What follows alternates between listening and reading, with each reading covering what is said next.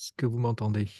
Oui, on Ouais, entend bien. super. Ok. Parfait. Bon, je vais faire la petite présentation, le temps de Ouais. se Et mettre en après, place. je peux partager mon écran. Tu as dû me donner les autorisations, j'imagine.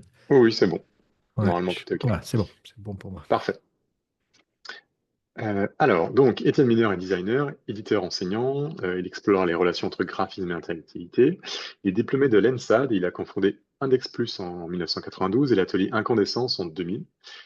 Il collabore notamment avec Issam Miyake pendant 7 ans sur des projets web et d'édition. En 2009, il cofonde les éditions Volumique, où il développe des brevets d'objets connectés et innove dans la création de jeux et de livres mêlant tangible et numérique. Il s'intéresse maintenant aux IA génératives et parallèlement, il est enseignant à la Edge Genève, à l'école Camondo à Paris, et dirige un atelier IA générative à l'ENSI Les Ateliers. Et donc sa présentation s'intitule Intelligence artificielle et design. Voilà, de manière très générique. Voilà. C'est ça. Alors attends, je vais Alors, on n'a partager. pas tourné. Voilà. C'est bon. Alors attends, je partage mon écran. Et ben, je vais faire tout ça. Voilà. Hop. Alors, hop là. Je pense C'est que bon. ça devrait. C'est bon? Vous avez un Oui, bel écran orange? Bah, super. Ah oui, je suis c'est orange. tout à fait ça. Vous voyez, je suis tout orange. Je ne sais pas si vous voyez ma tête, mais je viens de me voir. C'est bien, ça m'éclaire bien. Bah, merci beaucoup pour l'invitation. Donc là, moi, je me propose de montrer, c'est un peu l'évolution rapide sur les 4 dernières années là, qui ont bouleversé, en tout cas dans le domaine des images et dans tous les domaines, mais plus particulièrement dans le domaine des images. Et puis aussi répondre à cette question, bah, pourquoi en fait, en gros, moi, en tant que designer graphique, directeur artistique, pourquoi on me demande toujours de travailler sur des images alors que des machines pourraient presque faire la même chose. Voilà. Donc c'est une grande question, parce que je suis enseignant et ça pose plein de questions en ce moment dans ce domaine où Nicolas et puis d'autres ont commencé à répondre. Alors je n'ai pas des réponses toutes faites ni rien, c'est juste un peu mon expérience et mes retours des nombreux ateliers que j'ai pu faire avec les étudiants. Et puis à la fin, je finirai sur des projets concrets sur lesquels j'ai travaillé, et puis montrer en 2 ans l'évolution, la manière dont les intelligences artificielles modifient la manière dont je travaille et les rapports que j'ai même avec mes clients ou d'autres designers. Voilà, ça c'est quelque chose qui m'intéresse bien en ce moment où je vois un glissement actuellement. Les métiers sont pas, comment dire, juste comme ça, pas remplacés. En tout cas, certains vont être remplacés, mais beaucoup, c'est plutôt un glissement des compétences. C'est un peu ce que tu disais, Nicolas, là, comme ça sur le code, par exemple, où en fait, en tout cas, il y a une démocratisation de certaines pratiques. Voilà, c'est ça qui m'intéresse beaucoup dans la musique, dans le texte, dans le voilà. Actuellement, plus personne fait de faute d'orthographe et tout le monde parle anglais, par exemple, si on utilise ce genre d'outils. Donc, en gros, ça modifie beaucoup de choses. Alors, très rapidement, là, je ne vais pas vous refaire un cours sur les IA, mais c'est juste pour vous montrer quand même l'évolution pour ceux qui connaissent pas bien, c'est que c'est très récent, hein, tout ça. Donc par exemple, vous voyez en 2021 sur un outil discodiffusion, ben, les petites cartes qu'a montré Nicolas tout à l'heure, c'était ça. Je crois que c'était en 2021, je crois, hein. C'était vraiment avec des outils sur des outils de Google. Ça mettait 20 minutes, voire 45 minutes. Vous voyez, c'est le même ce qu'on appelle prompt, hein, que j'ai utilisé. Donc une femme rousse là pour l'instant. Donc vous voyez, ça faisait ça à gauche, hein, la première image. Vous voyez, on est très loin d'une femme d'ailleurs. En 2022, c'était les premiers modèles de mid-journée. Il y en a même avant, pour tout vous dire, en 2021, mais j'ai pu retrouver que ceux de 2022. 2023, et puis, vous voyez, là, c'était l'année dernière, début 2024. On peut l'animer actuellement sans problème. Et là, on peut faire beaucoup mieux maintenant, hein, que cette petite animation. Et on peut passer en 3D, qui est assez sommaire, mais qui commence à avancer extrêmement vite actuellement. Pour tout vous dire, l'année 2025, c'est vraiment l'animation et l'animation. Et on m'appelle au téléphone. Attendez, hop, voilà, on va couper ça. Et voilà, c'est le domaine de la 3D, de l'animation, à mon avis, vont faire des bonds assez impressionnants. Là, juste pour vous montrer, voilà, ça c'est l'idée du prompt, bien sûr, toujours cette femme rousse, mais dans différents styles graphiques. Et on peut mélanger ça. Les nouveaux outils actuels comme Midjourney et d'autres, hein, permettent de pré-entraîner d'entraîner sur vos propres images, de mixer des entraînements. Voilà, on commence à voir. On est vraiment là en ce moment dans une époque où les bases ont été mises en place, c'est-à-dire que les briques qui coûtent très cher en énergie et en argent ont été développées. Maintenant, c'est plutôt on est dans la phase de l'usage, du design graphique et des outils qu'on va superposer à ces intelligences artificielles ou ces modèles. Là, c'est juste pour vous montrer, par exemple, en design objet, voilà, là, c'est un pauvre dessin fait au trackpad, vous voyez, à gauche, qui a été redessiné ou réinterprété en temps réel, pour vous dire, dans Créa, et après remis dans un tripot 3D, pour ne pas le nommer, un petit IA, comment dire, qui vous remodélise tout ça en 3D, et qui le fait de mieux en mieux, pour tout vous dire, hein. Ce qu'on appelle le mesh, la forme, est de plus en plus exploitable. Il y a encore 6 mois, c'était très peu exploitable. Là, actuellement, ça commence à devenir exploitable. En tout cas, dans le jeu vidéo, oui. Dans le design industriel, un tout petit peu moins parce que ben, le mesh n'a pas été fait par un humain, donc il n'y a pas d'intelligence humaine derrière. Mais pour faire ce genre de simulation, c'est vraiment très très impressionnant. Et surtout, ça se fait très rapidement. Dire que là, par exemple, ce que je vous montre, c'est Crea. Crea est vraiment un super bel outil. Enfin, c'est une agrégation de plusieurs types d'IA open source.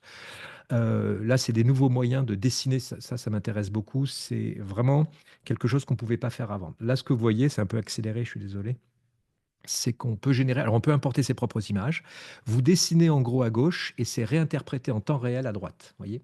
Vous pouvez une image la mettre en 3D, hop, même si la 3D n'est pas terrible, c'est pas très grave, ça donne juste une indication à l'IA pour la redessiner dans le bon axe.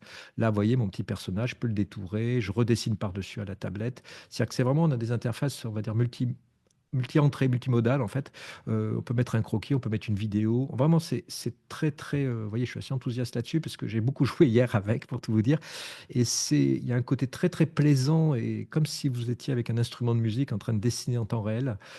C'est une nouvelle approche de vraiment de l'illustration, là, dans ce cas-là. Alors, bien sûr, là, l'exemple que je vous montre, c'est de l'heroic fantasy. C'est toujours très facile hein, dans ce domaine parce qu'en fait, statistiquement, il y a énormément d'images de ce type. Donc, il y a beaucoup de démos sur les IA qui vont vous faire du pseudo photoréaliste ou de l'heroic fantasy parce que les bases de données sont très riches dans ce domaine. Pardon. Là, c'est un autre exemple, hein, pareil avec le même outil. Hein. Je génère un très beau canapé, je les détourne automatiquement parce qu'actuellement les algorithmes de détourage sont vraiment très très performants. Et là, je peux le mettre dans l'axe que je veux et je commence à générer des images. Je, Ben, je crois que tu as exactement. coupé ton partage d'écran, Étienne, Ah excuse-moi. bon? Non. Ah, tu Alors nous parles Non? d'un attends. canapé qu'on ne voit pas, par contre. Ah, Ah, alors attends, il doit y avoir peut-être. Vous aviez vu là alors moi je l'avais. le. Ouais. Alors attends, est-ce Là, que là vous. Là, est-ce que tu as. Alors attends, je repars. Est-ce que tu as la chaise là? Est-ce que vous avez une chaise qui tourne en 3D? non, moi je l'ai pas. Alors peut-être Anis, tu peux regarder en haut de ton Zoom, il y a deux onglets, il y en a un qui s'appelle Réunion, l'autre Écran. Oui, oui, c'est Peut-être que bon. tu avais cliqué Ah, sur pardon, Réunion. très bien.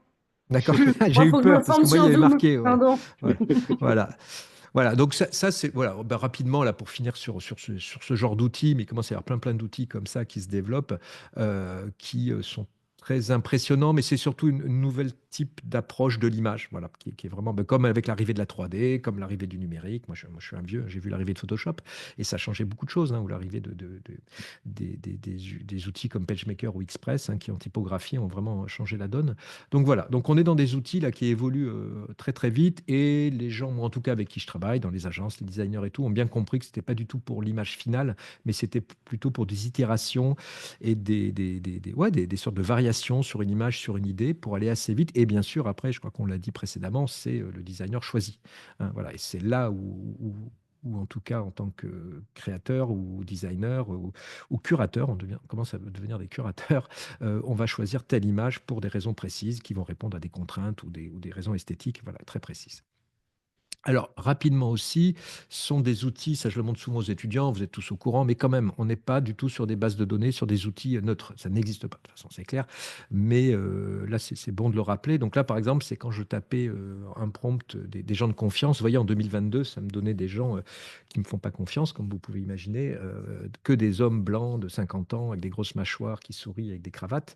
Parce que, ben voilà, ce genre de texte, hein, genre surtout le trust, hein, le confiance, va amener vers un imaginaire, ben, j'imagine, de sites web, d'agences comment dire, d'assurance ou de banque, voilà, qui était plutôt où la diversité est très très peu apparente. Actuellement, on est en train de, vous voyez, ça c'est retapé, le même texte tapé en 2024, donc il y a une émulation de l'image, mais vous voyez, il y a eu un alignement, ce qu'on appelle, en ce moment, il y a un gros travail sur l'alignement de ces IA, puisqu'on a bien vu qu'elles reflétaient un monde qui n'était pas toujours en adéquation avec le monde que l'on voudrait. Mais bon, c'est notre monde numérique. Hein. Le monde numérique n'est pas si beau que ça. Et là, par contre, on a un exemple. Au contraire, l'alignement a été fait. Vous voyez, l'homme blanc a totalement disparu. Il est à droite. Hein, c'est pas très grave. Hein. Mais vous voyez, il n'y a plus de cravate. il y a une grande diversité, il y a un homme de couleur, il y a des femmes, beaucoup de femmes apparentes. Voilà. Donc là, on est dans une phase en ce moment où les mid-journées, les Flux et compagnie, hein, et les OpenAI et compagnie aussi, sont en train d'essayer de réaligner en fait les réponses que va donner ces IA aux demandes des utilisateurs. Ce qui est extrêmement compliqué. Voilà, c'est pas plus ou moins, hein, c'est très très compliqué. Ça demande énormément de ressources, voilà, parce que c'est quelque chose de très très fin et bien sûr, comme il n'y a pas comment dire, d'IA neutre, ben, il y a toujours un avis, une direction humaine qui va dire, voilà, ben, pour moi, ça représente vraiment, par exemple, des gens de confiance. Voilà, donc ça correspond à ce que je veux. Aussi, juste comme ça, pour vous amuser, ça c'était l'année dernière, j'avais tapé juste le mot graphic designer. Vous voyez, c'est que des hommes, hein. Des hommes de 40 ans un peu fatigués à lunettes, voilà, qui sont des directeurs artistiques. Et puis, j'ai fait plein d'essais. Alors, les femmes, elles sont plutôt là, pour tout vous dire. C'est marketing manager. Voilà, ça donne plutôt des images de femmes.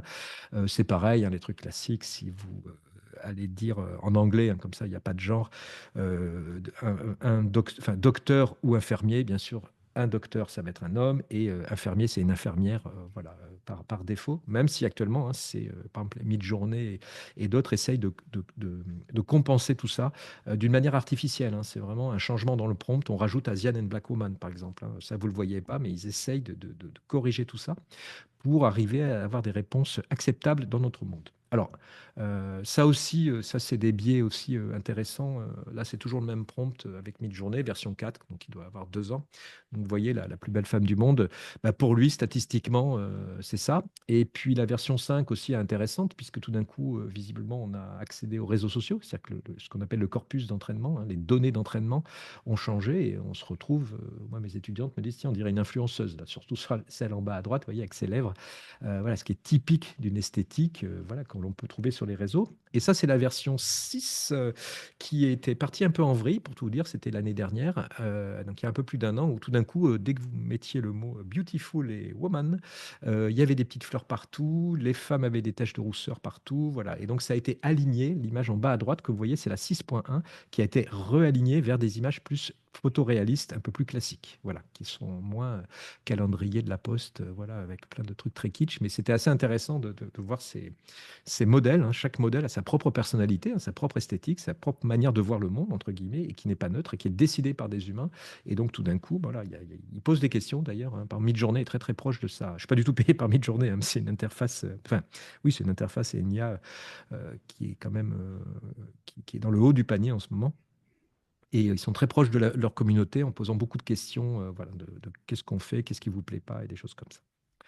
Là, pareil pour les hommes, hein, même chose, hein. Je pense que vous reconnaissez deux, trois acteurs assez connus hollywoodiens, voilà, qui sont bien sûr tous blancs. Alors, beaucoup de barbe, hein, statistiquement, il faut de la barbe, hein, pour les hommes et des cheveux longs.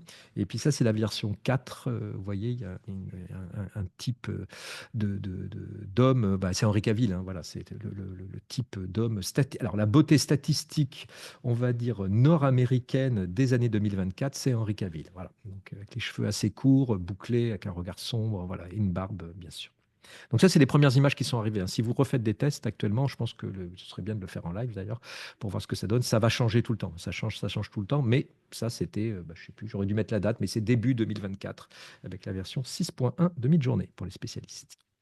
Alors pareil, dans les choses beaucoup moins drôles, on a les biais algorithmiques. Par exemple, quand vous demandez le portrait de quelqu'un d'exotique, même pas d'une femme, c'est toujours une femme d'origine africaine. Portrait d'une personne illégale, c'est toujours quelqu'un avec une capuche. Ça, c'est obligatoire. Et puis, portrait d'un terroriste, c'est toujours confondu avec un islamiste. Voilà. C'est pas une femme, c'est pas un homme, c'est pas quelqu'un d'extrême droite, c'est toujours ça. Et j'ai retapé là, ce prompt la semaine dernière, en 2024, la Noël, je crois. Vous voyez, l'image est mieux définie, mais par contre, c'est toujours exactement les mêmes biais algorithmiques. Comment dire, il y a un glissement sémantique entre terroriste et islamiste. C'est vraiment la même chose pour eux. Donc là, c'est vraiment, on rentre dans des. Alors, j'ai mis des milliards d'autres exemples, hein, mais vous pouvez imaginer tout ce qui se passe dans ce domaine. Bah pareil, là, chose assez hallucinante en ce moment. Moi, je suis encore sur X, pour tout vous dire. Alors, je poste plus, mais je regarde, parce que pour tout vous dire, beaucoup de sociétés, de gens qui travaillent dans les IA postent et communiquent là-dessus. Par exemple, là, en ce moment, et c'est gratuit, hein, donc Elon Musk a développé Grok, qui est une IA, image et texte, qui a été entraînée sur les données de Twitter non censurées aux États-Unis. Donc, vous pouvez imaginer ce que ça donne. Et c'est l'IA actuelle la plus performante pour faire nos hommes politiques français, puisque les autres IA, à part Emmanuel Macron, nos hommes politiques ne sont pas très, comment dire, connus en dehors de la France. Et donc là, vous voyez, c'est en un clic. Donc c'est assez hallucinant parce qu'à l'intérieur comment dire, à l'intérieur de Twitter ou de X, vous pouvez faire vous-même vos fake news. C'est-à-dire que même plus besoin d'aller vers une IA à l'intérieur. Donc ça, c'est moi qui l'ai fait. J'ai juste dit Emmanuel Macron et Marine Le Pen en vacances. Et à droite, là, c'est pas moi qui l'ai faite, mais ça a fait un petit buzz parce que c'était pendant que Bayrou était, donc notre Premier ministre était à Mayotte et des gens ont publié ce genre de photos voilà, qui était fausse, hein, mais voilà, qui rapidement, vous voyez ça sur le net, ah mais qu'est-ce que c'est que cette histoire? Voilà, c'est parti comme d'habitude un peu en vrille. Voilà. Et ce qui est fou, c'est que c'est intégré dans l'outil hein, de diffusion. Choses qui peuvent être aussi intéressantes, c'est juste comme ça, c'est un mini résumé, hein, je vais pas du tout l'intention de vous expliquer comment ça marche, mais en juin 2020, donc la génération par image, il y a eu plein dans le deep learning et le machine learning, il y a eu plein de types d'algorithmes qui ont permis pardon, de générer des images, dont les GAN, à partir de 2016, je crois, qui permettaient de générer des humains vraiment de manière extrêmement photoréaliste, très très impressionnante, mais par contre qui ne faisaient que des photos d'humains. Pas de hors-champ, pas d'animaux, voilà, c'était des IA, des modèles, pardon, extrêmement, comment dire, précises, mais qui ne faisaient qu'une chose. Et en fait, en juin, alors de mémoire, en juin 2020, un papier de chercheurs de Berkeley, je crois qu'ils travaillaient pour Google, ont publié un article qui montrait les modèles de diffusion, donc, qui a vraiment fait une petite révolution dans ce domaine, enfin pas petite, une révolution hein, dans le domaine de la génération des images. Tout d'un coup, on a montré un système qui permet de faire des images généralistes. C'est-à-dire qu'on peut faire bien sûr des hommes, des chats, des chiens, mais on peut faire à peu près, pas à peu près, toutes les images possibles, inimaginables. Voilà. Donc là, on a eu un vrai bouleversement dans ce domaine. Et là, je vous montre juste comment ça marche parce que pour la suite de ma petite démonstration, c'est important. Donc, on a une première phase qui est très chronophage et énergivore. C'est la phase d'apprentissage, c'est-à-dire que le système, en résumé, on va prendre des vraies photos, des vraies images, des vraies illustrations et on va les bruiter. Donc, c'est-à-dire qu'on va rajouter des pixels en aléatoire et on a il y a des algorithmes très connus hein, qu'on a dans Photoshop et des choses comme ça qui permettent de débruiter. D'accord? Donc, on a une IA on a un système où on bruite automatiquement, on a une IA qui débruite et on a une autre IA qui va vérifier si l'image qui a été débruitée est correcte. D'accord? Donc, on a un expert et un faussaire. Voilà. Et on va essayer de les faire comme ça. Le faussaire va faire plein d'images et l'expert va vérifier si cette image est cohérente par rapport à ce qu'on lui a donné. Et on le fait des milliards de fois. Et petit à petit, on va bruiter de plus en plus, 5%, 10%, 20%, et on arrive à 100%. Donc 100%, une image bruitée, c'est si moi je vous donne une image bruitée à 100%, donc totalement aléatoire, vous me dites, bah non, c'est pas possible, c'est qu'on ne peut pas débruiter une image à 100%. Et ce qui est intéressant avec l'IA, c'est qu'elle ne le sait pas. Je caricature, hein, mais c'est un peu ça. Et là, ce qui se passe, c'est on a arrivé à entraîner un modèle qui est capable de débruiter à partir de n'importe quelle image pour revenir vers une image cohérente. Et ce qui se passe quand vous êtes en phase d'inférence, la phase d'inférence, c'est la phase quand vous allez prompter, quand vous allez demander à l'IA de générer par exemple un chat. On commence toujours par ce qui s'appelle le seed, c'est l'image aléatoire. C'est pour ça que chaque image générée par IA est tout le temps unique, puisque on part sur une image aléatoire totalement différente. Et donc, à partir de cette image bruitée, lui, on lui dit, tu te débrouilles, tu trouves un chat dedans, tu vas débruiter un chat. Et en fait, comme il a été entraîné à faire ça, il débruite une image pour arriver à faire un chat. Voilà, j'espère que j'ai été clair. Mais en tout cas, c'est un système de débruitage, donc c'est un système de diffusion que je trouve absolument incroyable. Même, vous savez, ce sont des genres d'idées que vous dites pourquoi ça n'a pas été inventé avant, hein, tellement ça a l'air simple. Alors, je pense que mathématiquement, c'est extrêmement complexe, mais l'idée principale est assez brillante. Et là, donc, ce qui se passe quand on génère une IA, quand on génère pardon, une image, ou 4 images en l'occurrence, là, on a toujours le prompt qui va déclencher, en gros, là, je ne parle pas de l'espace latent, mais en tout cas, qui va permettre de déclencher cette image. On lui donne un seed, donc une image bruitée, et à partir de là, en quelques minutes ou quelques secondes maintenant, il va nous débruiter à travers ces images, là, 4 images de chat qui sont cohérentes avec des styles différents. Là, je vous montre un exemple. Ça, j'avais fait ça en 2022 sur ma machine. C'est un Stable Diffusion. Donc, c'est une IA. D'ailleurs, c'est la maman de presque toutes les IA d'images dans ce domaine. Vous voyez, là, j'ai tapé vraiment un chat noir dans les rues de New York. Vous voyez le seed et là, petit à petit, le système est en train d'halluciner. Donc, il essaye de trouver dans ses pixels quelque chose qui pourrait ressembler à un chat. Et donc, je pense que, alors moi, je la connais par cœur, cette image, au bout d'un moment. Mais là, vous voyez, on commence à voir j'imagine, vous commencez à avoir une silhouette d'un chat noir qui apparaît. Et en fait, l'IA fait exactement plus ou moins comme vous. C'est-à-dire qu'à partir de ce brouhaha de pixels, elle essaye de trouver des patterns, des choses qui lui rappellent un chat. Et donc, il va me créer une image unique, hein, qui n'existe pas ailleurs, hein, mais qui a été, comment dire, inspirée par des milliards d'autres images de chats. Et qui a été aussi initiée à partir de cette image bruitée du départ. Alors, l'image n'est pas terrible, hein, c'est l'image d'il y a 3 ans maintenant, mais vous allez voir ce que ça donne. Donc, ça c'était fait sur un Mac M1 Studio, je crois. Voilà, tac, voilà. Il vient d'apparaître, vous voyez. Donc, j'ai vraiment un chat. Alors, hein, l'image est, comment dire, plutôt improbable, entre guillemets, hein. Le chat n'a que 3 pattes, a priori, voilà. Mais on a bien une sorte de rue. Il y a même une profondeur de champ et puis un chat noir au premier plan. Voilà. Donc, vraiment, c'est un système de génération d'images, d'hallucination, hein, c'est le terme technique, à partir d'une image bruitée. Et ce qui est intéressant, c'est que ça rappelle un peu ce que nous, la manière dont nous, on réagit par rapport à, donc ça s'appelle la pareidolie, hein, c'est cette faculté à projeter du sens dans quelque chose qui n'en a pas, ou en tout cas qui n'a aucun rapport avec ce que je vois. Donc là, par exemple, ce sont des vraies photos, hein, que vous voyez. Je pense que vous voyez tous un petit nounours en haut, un chat en bas à gauche, et puis une sorte de smiley un peu étrange en bas, alors que c'est la photo d'un lac, hein, vu d'un satellite ou d'un avion. Et donc, c'est cette faculté que l'on a, nous, hein, à projeter une image mentale ou du sens sur quelque chose qui n'a aucun rapport avec ça. Et ben, les mécaniques d'IA de diffusion fonctionnent de la même manière. Alors, c'est intéressant puisque Michel-Ange, là, donc, il y a un petit moment, au niveau de la Renaissance, travaillait beaucoup comme ça. J'ai lu qu'il travaillait avec ses assistants aussi. Il s'entraînait à reconnaître des images, en tout cas à faire émerger, hein, des images dans des nuages, dans des taches d'encre, dans de l'eau. C'est assez intéressant. Donc là, j'ai vu l'ange dans le marbre et je l'ai sculpté jusqu'à ce que je le libère. Donc c'est une technique créative, on va dire, connue depuis très très longtemps par les artistes et en fait qui a été appliquée par ces mathématiciens. Là, pareil, par exemple, dans Utopia de Thomas More, en fait, si vous regardez de loin, hein, la première couverture, c'est un cerveau. Ici, au Louvre, il y a pas mal d'exemples. Donc là, c'est un portrait anonyme, hein, une femme au XVIe siècle, où je pense que vous le voyez, hein, alors, plus vous vous éloignez et clignez des yeux, plus c'est facile à découvrir. Donc, on a une femme allongée, hein. Un autre exemple, là, pareil, je vous laisse un tout petit peu le temps de le voir. Je pense que vous pouvez voir un homme allongé. Voilà, il y a l'oreille en bas, le nez en haut, la barbichette un peu à droite. Voilà, donc dès que vous commencez à attraper un élément, un détail, tac, l'image commence à se révéler. Alors les outils actuels, alors je n'ai pas du tout la science infuse, hein, du tout, mais comme j'ai la chance de me promener beaucoup, je vois les outils récurrents qui reviennent souvent. Donc actuellement, il y en a beaucoup, beaucoup d'outils, hein, on verra ça après.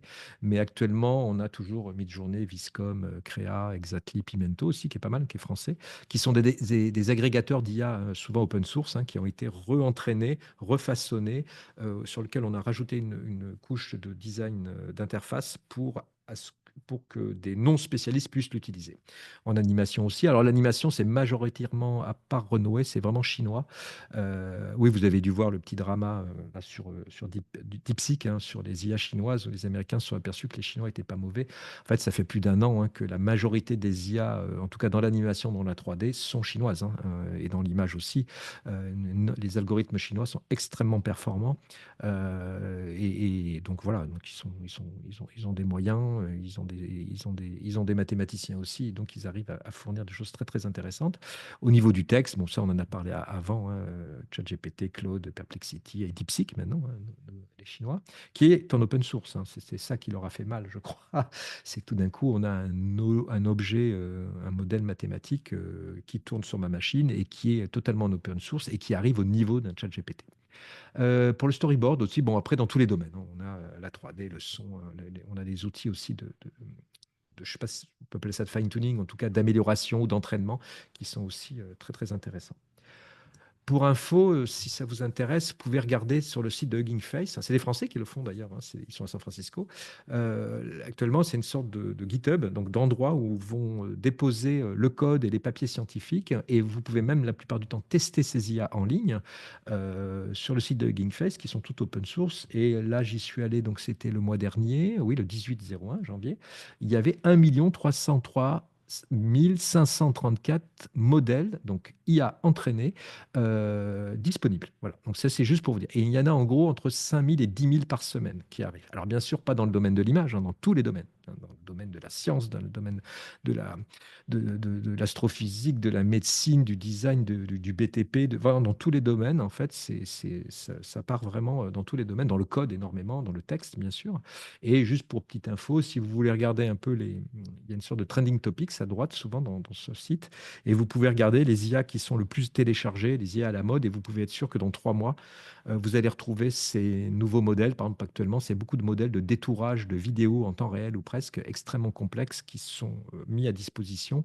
En fait, on va le retrouver, je pense, assez vite dans des outils plus professionnels comme les After Effects ou d'autres outils comme Adobe ou d'autres qui font ça. Voilà. Alors, chose qui m'intéresse en ce moment, beaucoup pour tout vous dire, j'appelais ça résistance, mais c'est qu'est-ce qui n'est pas possible à faire avec une IA en tant que graphiste. Voilà. Donc, parce qu'en fait, là, on a l'impression, quand on regarde ça, qu'on peut à peu près faire tout. Mais en fait, il y a beaucoup, beaucoup de choses qui sont impossibles et pour encore un grand moment.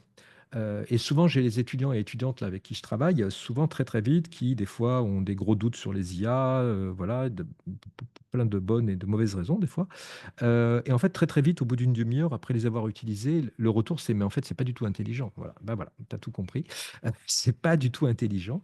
Ce sont des outils, et plus que des outils même, hein, c'est un changement anthropologique pour moi, mais en tout cas, là, en tout cas, les outils qu'on utilise dans le design graphique ne sont pas du tout intelligents, mais ce sont des sortes d'outils qui n'ont aucun sens commun, mais qui ont une naïveté d'enfant de 2 ans, mais qui ont vu à peu près toutes les images du monde. Voilà. Donc on est sur quelque chose d'extrêmement compliqué et surtout qui est qui est vraiment de mauvaise foi et par contre qui se fatigue jamais, qui est toujours poli.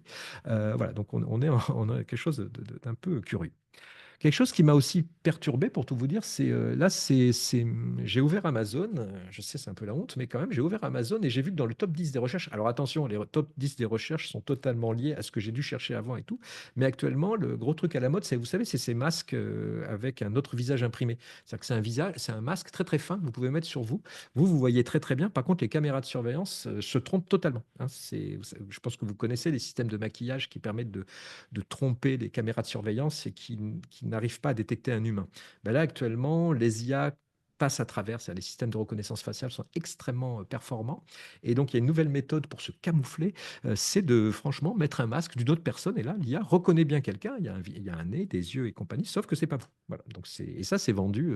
Voilà, là-dessus, ben, je pense qu'on a, je ne sais pas s'il est en ligne, mais j'ai vu tout à l'heure passer Geoffrey Dorn, qui est un grand spécialiste de tout ça. Il pourrait vous raconter plein d'anecdotes, j'imagine, là-dessus, sur ces techniques low cost, on va dire, de camouflage par rapport à ces intelligences artificielles. Et c'est intéressant parce qu'il faut bien connaître, pour les contourner, il faut bien les connaître, en fait, bien connaître ces algorithmes et voir de la manière dont ils marchent. Voilà, ça, c'est quelque chose qui m'intéresse beaucoup.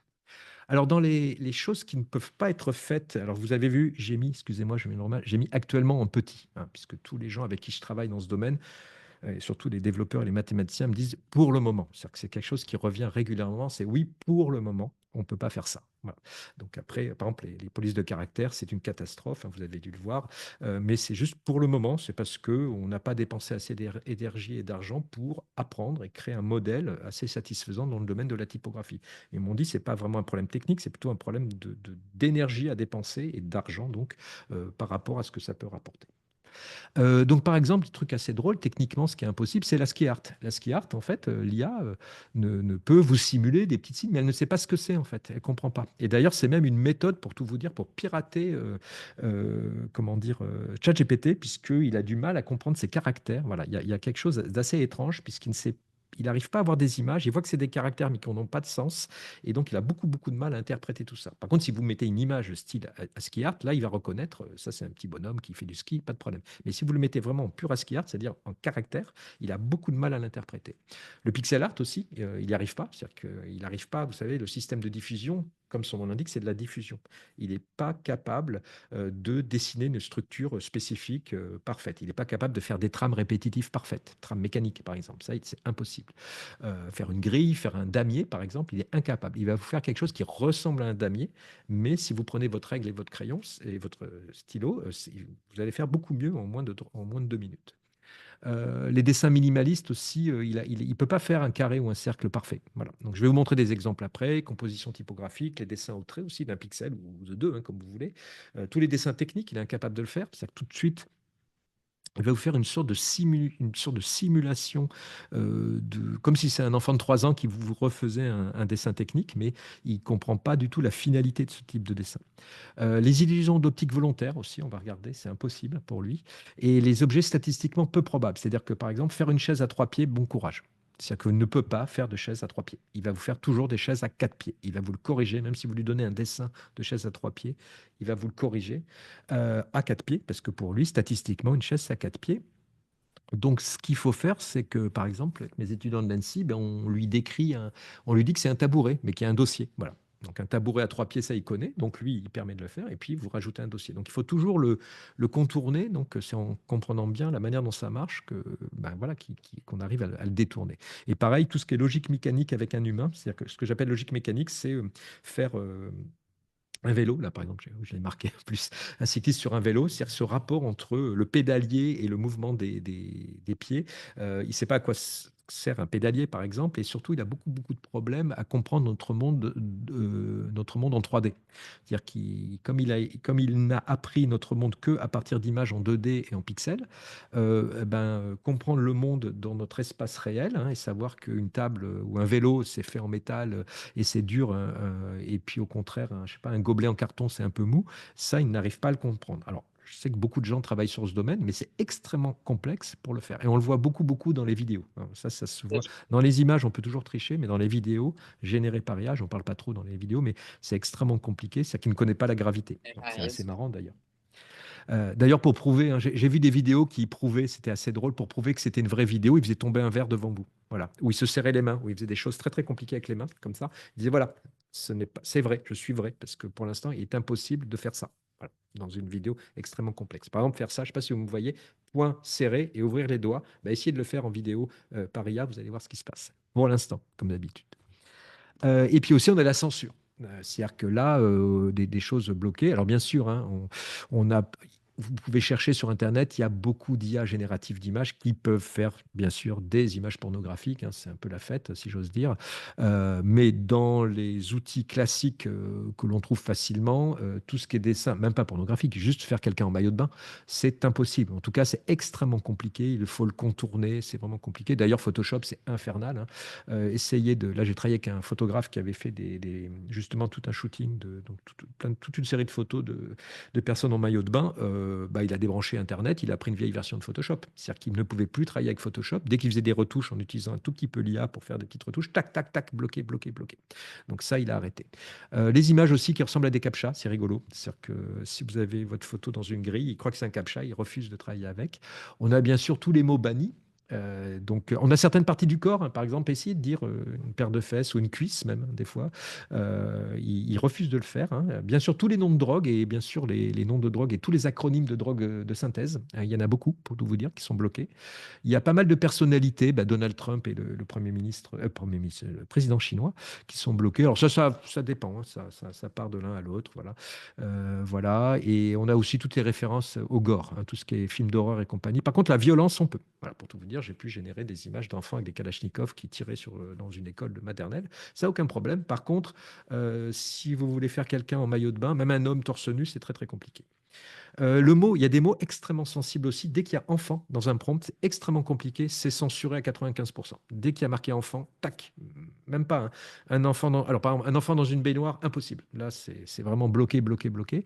Voilà, même si vous dites qu'il est habillé, voilà, c'est extrêmement compliqué dans les IA, hein, comme Midjourney, Flux et compagnie. Et aussi, il y a des choses un peu improbables. Par exemple, un verre plein, essayez de le faire. Ça, j'ai pas d'explication. Je pense qu'il y a une explication technique, mais il n'arrive pas à faire un verre plein. Voilà, au rabord, il n'y arrive pas. Et aussi, des choses assez drôles de faire sur la même image, une personne, vous l'expliquez que c'est la même personne, mais je sais pas, à 8 ans et à 90 ans, il n'y arrive pas. Voilà. Donc ça, c'est des choses assez rigolotes. Donc c'est intéressant puisque ça pousse en graphisme, enfin en tout cas pour moi, à aller plutôt dans cette direction, pour tout vous dire.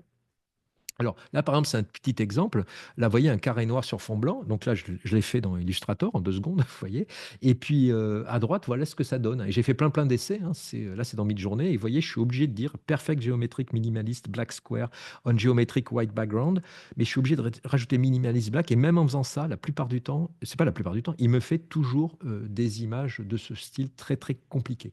Ça, c'est un peu contre-intuitif. C'est-à-dire que faire un carré noir sur fond blanc, c'est extrêmement compliqué pour lui. Par contre, faire la chapelle Sixtine en Chantilly, il le fait en 4 secondes. Voilà. Donc c'est un peu contre-intuitif pour nous au niveau du temps, c'est-à-dire que ce rapport entre le temps pour faire une image ou quoi que ce soit est totalement décorrélé actuellement techniquement. Voilà, c'est toujours, il met toujours 4 secondes. Voilà, quoi qu'il arrive, il met 4 secondes.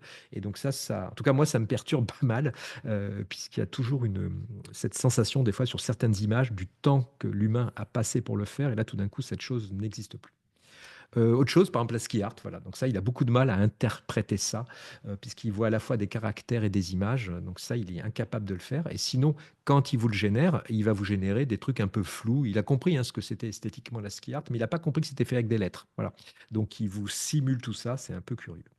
Autre exemple, le pixel art, impossible. C'est que quand je dis le pixel art, le vrai pixel art, c'est-à-dire le pixel art au pixel, vraiment avec des carrés parfaits. Comme il ne peut pas faire de carrés, il est impossible de faire du pixel art. Il va vous faire une sorte de soupe de pixel art un peu floue, mais il n'arrivera jamais à remettre ça sur une grille parfaite. Pareil, dans la même logique, les trames procédurales. Tout à l'heure, je pense, Nicolas, tu parlais du code avec Processing ou P5PJS ou plein d'autres. Voilà, si vous voulez faire ce genre de trame ou ce genre d'image, en tout cas, autant utiliser des outils procéduraux qui vont vous permettre de le faire beaucoup plus facilement et parfaitement, alors que des outils d'IA génératifs classiques, basés sur les modèles de diffusion, sont totalement incapables de faire ce genre de choses. C'est pas possible. Voilà.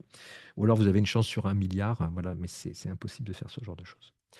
Pareil, en isométrie. L'isométrie, il est incapable de le faire. Il fait des choses qui ressemblent à de l'isométrie, mais dès que vous commencez à faire vos vrais calculs ou poser vos images côte à côte, ce n'est pas du tout de la vraie isométrie. Il simule toujours une isométrie, mais comme il ne sait pas ce que c'est, il n'arrive pas à le faire. Donc il arrive à faire des perspectives réalistes, mais dès qu'on lui impose des contraintes, axonométrie, isométrie, des choses comme ça, il vous fait des choses qui ressemblent, mais qui ne sont pas de la vraie isométrie, donc totalement inutilisables pour des plans d'archives, des choses comme ça.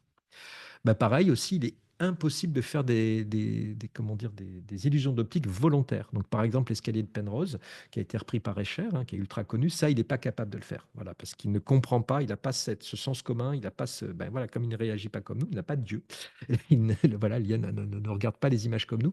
Donc, ce genre de choses, c'est intéressant d'ailleurs. Enfin, moi, c'est quelque chose qui m'intéresse bien. Je m'amuse beaucoup, pour tout vous dire, actuellement, graphiquement, à travailler sur ce genre de choses, d'illusions d'optique, où l'humain le perçoit, mais tout d'un coup, la machine ne le perçoit pas. Là, pareil aussi, il est incapable de faire dans une même image des perspectives multiples. Exemple encore pour Escher. Escher, c'est un bon exemple qui permet de faire ce genre d'image. Donc, si vous essayez de le faire, vous décrivez cette image avec des perspectives multiples.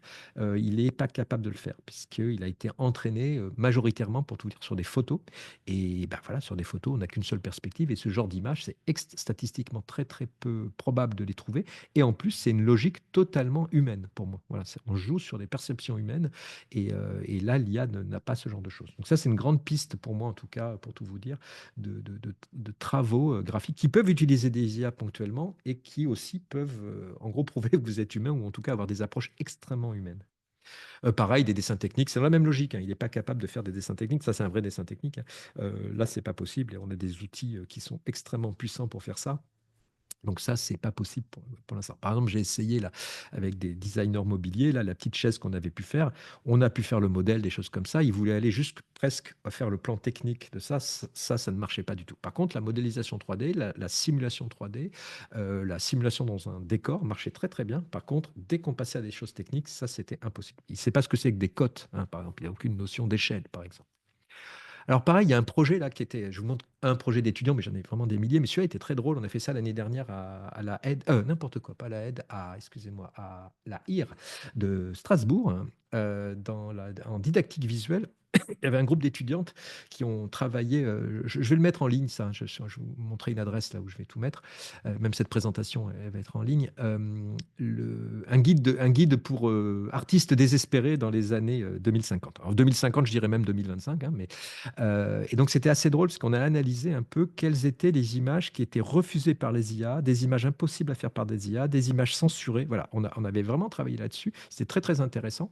Et donc, par exemple, ça, c'est vraiment des essais. Alors, je ne sais pas si vous voyez avec la avec la compression de la vidéo, mais par exemple, sur l'image de gauche, ça, c'est des images censurées. Donc, en fait, on a une image, voilà, une image assez complexe, mais en petit, je ne sais pas si vous voyez, il y a marqué Blood en haut à gauche, voilà, 100. Et des fois, dans le noir sur noir, marqué des noms de drogue. Et lui, vous le voyez pas toujours à l'œil parce que je sais pas, du noir à 90% sur du noir à 100%, votre œil, des fois, le perçoit pas. Et par contre, l'IA le perçoit. Comme elle voit mieux que nous, en fait, on arrivait à piéger comme ça. On mettait des images classiques et dedans, on mettait à 2% des noms de drogue, par exemple, ou des insultes, hein. Celle de droite, par exemple, je sais pas si vous voyez, mais en énorme, il y a marqué fuck, poop et nude. Voilà, je sais pas si vous le voyez, qui était découpé. Et elle le voyait tout de suite. Voilà, instantanément, elle le voyait et elle bloquait. Alors que la plupart des gens ne voyaient pas ça tout de suite. Maintenant que je vous l'ai dit, vous l'avez vu.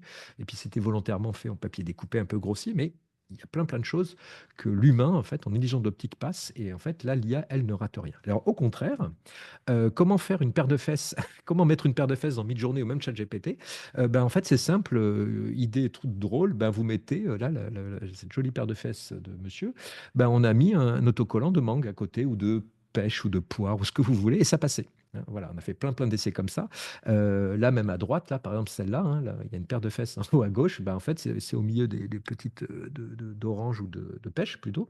Bah, en fait, ça passe sans problème. J'ai plein d'autres essais que je ne veux pas vous montrer là, mais qui étaient assez drôles, où on est arrivé à faire passer des images vraiment qu'on pourrait qualifier de très limite pornographiques et qui passaient sans aucun problème, alors que le moindre petit décolleté, sinon, était bloqué. Voilà. Donc, c'était des choses un peu assez intéressantes et surtout, alors il y avait un côté ludique et aussi on voyait ce côté très low-tech, moi qui m'intéresse, c'est très, il n'y a pas besoin de, vous savez, il y a des outils pour empoisonner, soi-disant, les images, mettre des tags, des filigranes, des trucs extrêmement complexes dans le code, alors que là, on jouait juste sur le sens commun, et c'est justement le fait que ces IA n'aient pas de sens commun, et on puisse les berner assez facilement. On a fait plein d'essais, par exemple, on a fait, je ne l'ai pas montré là, mais c'était une photo de moi, pour tout vous dire, modestement, mais on m'avait mis juste dans des grilles qui correspondent, qui ressemblent à comment dire, à des captchas.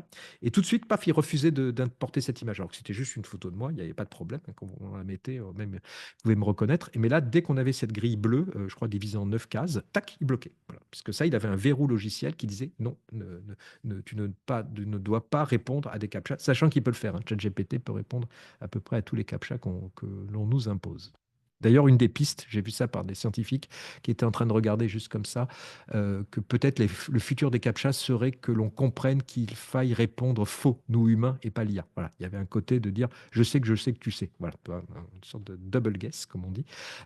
Donc on arrive à des choses assez complexes, mais on travaille vraiment sur les perceptions humaines et sur les non-dits, des choses assez fines. Mais alors c'est une sorte de course sans fin, hein, puisque tout d'un coup, ces IA vont s'améliorer de plus en plus. Autre exemple, là, c'est une vraie photo. Vous savez, on disait encore l'année dernière, oh là là, les mains, et là, c'est une catastrophe. Bon, ben voilà, en fait, c'est extrêmement complexe, hein, des mains qui se serrent, puisque déjà, les mains, c'est extrêmement dur à décider, même pour un humain, hein, puisqu'on les voit beaucoup. Hein. Nos yeux et notre cerveau sont extrêmement fins sur les mains. Et surtout, ce que je vous disais tout à l'heure, c'est que l'IA n'a pas de conscience de notre monde physique. Donc, faire deux mains qui se serrent, c'est extrêmement complexe. Bon, bah, ça, j'ai fait ça tout à l'heure pour tout vous dire, en mettant un peu le même prompt. Hein, voilà, c'est exactement, vous voyez, il n'y a pas six doigts. Il y a, voilà, a priori, on pourrait regarder sur les phalanges et tous les détails, mais honnêtement, on est sur quelque chose de très réaliste, sans aucun problème. Donc, par exemple, c'est ce que me disaient les scientifiques. Moi, ils disaient non, mais ça, c'est juste, on va le régler, ces problèmes de main. Voilà, c'est un problème et on va le régler. Nous sommes des ingénieurs. Donc, faut faire attention. Les gens qui se moquaient, ouais, on se moque souvent un peu des IA. Alors, c'est pas pour se moquer. Moi, le premier, j'adore me moquer de tout ça. Mais sur des problèmes purement techniques, ça va être résolu assez vite. Par contre, les illusions d'optique, les styles ASCII art, pixel art et compagnie, ce genre d'illustration ou de trame mécanique, ça c'est beaucoup plus compliqué à régler puisque les systèmes de diffusion actuels ne sont pas du tout faits pour générer ce genre d'image. Voilà, donc ça c'est impossible pour le moment. On va sûrement avoir de nouveaux types d'outils qui vont se superposer à ces IA de diffusion, hein, ça c'est sûr un jour, mais pour l'instant c'est extrêmement compliqué à faire. Aussi, juste comme ça, truc drôle dans les, j'ai trouvé un jeu comme ça s'appelle Human or Not. Vous êtes juste, peut-être que vous connaissez, mais moi j'ai découvert ça, ça m'a bien fait rire. Et c'est un super outil pour découvrir bah, justement arriver à tromper une IA. C'est en fait, on vous met face à quelqu'un et vous devez dialoguer pendant 1 minute 30 et à la fin, vous devez savoir si c'était une IA ou un humain. Et en face, c'est pareil. Si c'est un humain, il ne sait pas s'il dialogue avec un humain ou pas. Voilà. Donc ça fait des choses assez drôles. Et il y a pas mal de subterfuges et des choses comme ça où les gens essayent de le bloquer, mais en face, on a, alors je ne sais pas ce que c'est, ça doit être ChatGPT réalité en face, mais qui est extrêmement fin quand même, et c'est extrêmement dur à la fin à savoir si c'est un humain ou pas. Voilà. Donc tout à l'heure, Nicolas, là tu parlais des jeux vidéo. Là, ça c'est un jeu qui m'a bien amusé. Alors il faut écrire en anglais parce que la plupart du temps c'est enfin voilà, on est chez les anglophones, mais c'est assez marrant de voir toutes les astuces et les stratégies pour découvrir si vous êtes une IA ou pas. Autre chose, alors là, rien à voir. J'ai vu juste dans les nouvelles pratiques qui arrivent, j'ai commencé à avoir des textes littéraires. J'en ai vu un ou deux comme ça. Et en fait, où tout d'un coup, c'est quelqu'un qui a écrit avec une IA, mais en fait, il va commenter ce que l'IA a dit. Donc, c'est pour ça que ça m'a fait penser au Talmud, par exemple, qui est dans ses mises en page et ses structures, qui est assez sophistiquée, où on a beaucoup plus de commentaires autour d'un texte. C'est-à-dire qu'on a une structure extrêmement riche et en travers le temps, en plus, on a beaucoup, beaucoup de commentaires de commentaires. On a le texte qui est vraiment juste au centre, qui est le minimum, et autour, on a vraiment des commentaires. Et j'ai commencé à avoir des textes, c'est pour ça que ça m'a fait penser à ça, pour tout vous dire, parce que typographiquement, je trouve ça magnifique. Je ne lis pas du tout l'hébreu, hein, pour tout vous dire, mais c'était vraiment très intéressant. Et j'ai commencé à avoir des textes littéraires où les auteurs commencent, mais j'ai plus le nom, hein, j'en ai vu deux comme ça, il faudrait que je les retrouve, où commençaient en disant honnêtement que c'était partiellement généré par IA, mais en fait, on voyait dans ce texte qu'il commentait lui-même ce qu'avait généré l'IA. Donc en fait, on était dans une discussion, une sorte de discussion sur ce texte créé par l'IA, par l'auteur lui-même, et vous êtes en train de lire un auteur qui discute sur son propre texte généré par IA. Voilà, donc on commence à avoir des pratiques là qui commencent à être intéressantes et assez captivantes, voilà, qui est vraiment intéressante. Et justement, cet auteur se demandait comment prouver qu'il était un vrai humain. Voilà, il y avait tout un rapport comme ça qui est intéressant. Rapidement, je vois l'heure, je voulais présenter les projets. Justement, ça, c'est des artistes, par exemple, Nice Antis, c'est une artiste singapourienne qui joue volontairement, elle, avec les IA. C'est-à-dire qu'elle, elle assume totalement l'esthétique IA. Je suis un grand fan, hein, pour tout vous dire. Et elle joue totalement là-dessus. Alors, il y a peut-être du son, je ne sais pas si. Je vais peut-être baisser le son. Voilà, qui joue sur cette esthétique extrêmement étrange de cauchemar, mais à la fois très pop, que permet de générer les IA. Et donc, c'est une sorte d'esthétique ouais, qu'on ne pouvait pas faire avant, en fait. Hein, voilà, c'est des choses ou alors extrêmement compliquées. Et on voit bien que ce sont des images non humaines. Enfin, moi, c'est ça qui me passionne là-dedans, c'est qu'on n'essaye pas de copier l'existant, mais au contraire d'aller dans des directions extrêmement étranges. Voilà. Je vous conseille de regarder ce qu'elle fait. On a bien sûr Grégory Chatonsky, je pense que vous connaissez, qui est un artiste contemporain qui travaille depuis très très longtemps. Alors lui, sur l'espace latent, ça fait plus de 10 ans hein, qu'il travaille sur ces questions, en se posant plein de questions. Je vous laisserai regarder. Voilà. Et on a aussi par exemple, Jaune, ce sont une maison d'édition de mobilier, en fait, qui travaille. Alors, sur leur site, hein, si vous regardez, ils ne parlent jamais d'IA. Hein, c'est plus du tout un problème, en fait. C'est totalement intégré. Ça, je le vois de plus en plus, hein, pour tout vous dire, des gens qui se posent la question, est-ce que je dis que c'est fait par une IA? Et actuellement, en tout cas actuellement, dans ma bulle informationnelle dans laquelle je suis, pour tout vous dire, c'est plus un problème puisqu'on a bien compris que on commençait par nos croquis, on repassait par l'IA, qu'on allait retoucher. C'est-à-dire qu'on n'était pas juste en train de prompter juste petit chien qui fait du ski, puis pouf, l'image apparaît. On a bien compris que c'était un vrai outil qu'il fallait façonner, qu'il fallait travailler, qui nous travaille autant qu'on le travaille, hein, pour tout vous dire.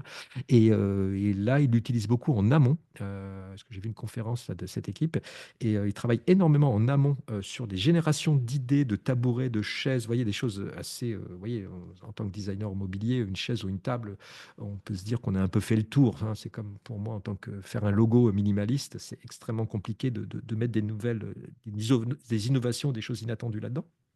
Je caricature bien sûr, hein, mais c'est toujours extrêmement compliqué. Et là, en fait, ils arrivent à générer des idées très étonnantes. Par contre, après, il y a un énorme travail de designer, d'ingénieur, de menuisier, de fabrication. Voilà. Et après, c'est quelque chose une sorte de fabrication classique sur mesure, très haut de gamme. Voilà. Donc, en gros, c'est intéressant parce qu'ils le mettent juste en amont. C'est juste vraiment la génération des croquis au départ qui demande à l'IA de générer des croquis, des images, des choses comme ça. Et puis, petit à petit, ils vont choisir. Et puis après, hop, ils vont revenir au travail traditionnel, très artisanal. D'ailleurs, pour tout vous dire, je crois beaucoup au retour de l'artisanat. Alors, pour finir en beauté, si j'ose dire, je rigole.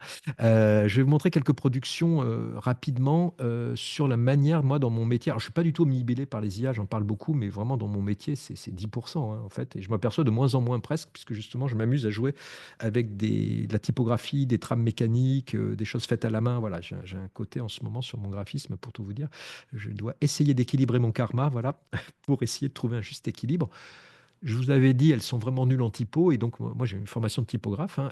Ça m'a beaucoup amusé en 2021 et 2022 de jouer avec ces polices de caractères, ces dessins de lettres improbables, sachant que l'IA ne sait même pas à quoi sert une police de caractère ni une lettre, hein. Donc, elle c'est juste des formes.